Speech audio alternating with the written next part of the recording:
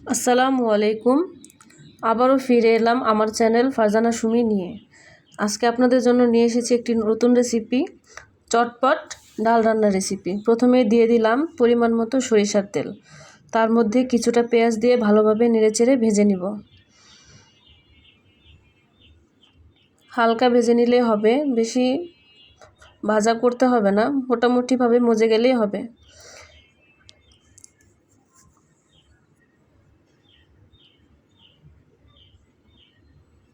এই পর্যায়ে দিয়ে দিলাম 3টা তেজপাতা, আদা বাটা,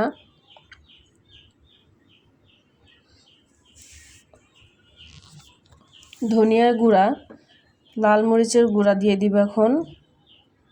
এরপর দিয়ে দিলাম হলুদের গুঁড়া, স্বাদ মতো লবণ দিয়ে দিব।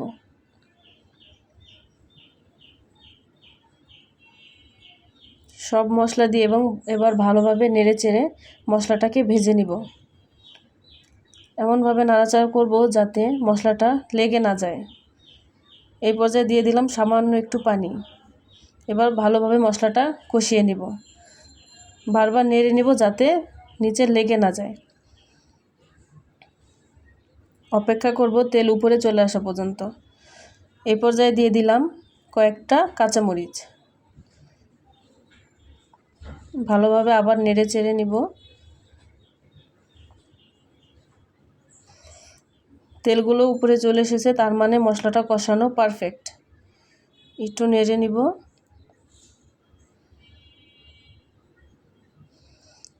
এর মধ্যে এখন ভেজানো ডালটা দিয়ে দিব, দিয়ে ভালোভাবে নেড়ে চেড়ে মশলার সাথে মিশিয়ে নিব।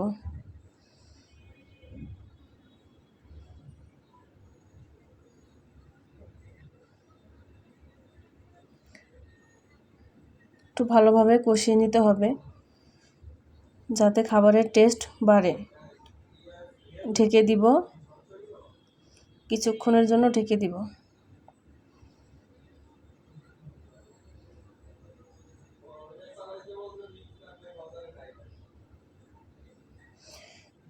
দেখুন আমার কষানোটা একদম পারফেক্ট।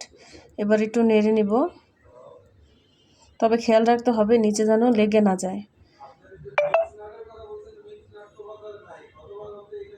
নেড়ে নিব। এই পর্যায়ে দিয়ে দিব পরিমাণ মতো পানি, যাতে আমার ডালটা ভালোভাবে সেদ্ধ হয়ে যায়। এবার একটু নেড়ে চেড়ে ঢেকে দিব। অপেক্ষা করব বলক আসা পর্যন্ত। বলক আসতে শুরু করেছে, বলক চলে এসেছে। এই পর্যায়ে একটু নেড়ে নিব ভালোভাবে।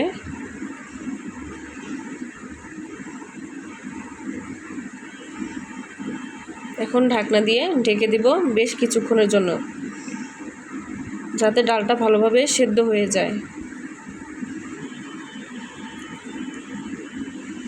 ঢাকনা তুলে দেখে নিব ডালটা কতটা হয়েছে। পারফেক্ট, খুব ভালোভাবে সেদ্ধ হয়েছে। এই পর্যায়ে একটু ভালোভাবে নেড়ে নিব এবং এর মধ্যে দিয়ে দিব কিছুটা ধনিয়া পাতা। ধনিয়া পাতা দিয়ে আবার একটু নেড়ে নিব।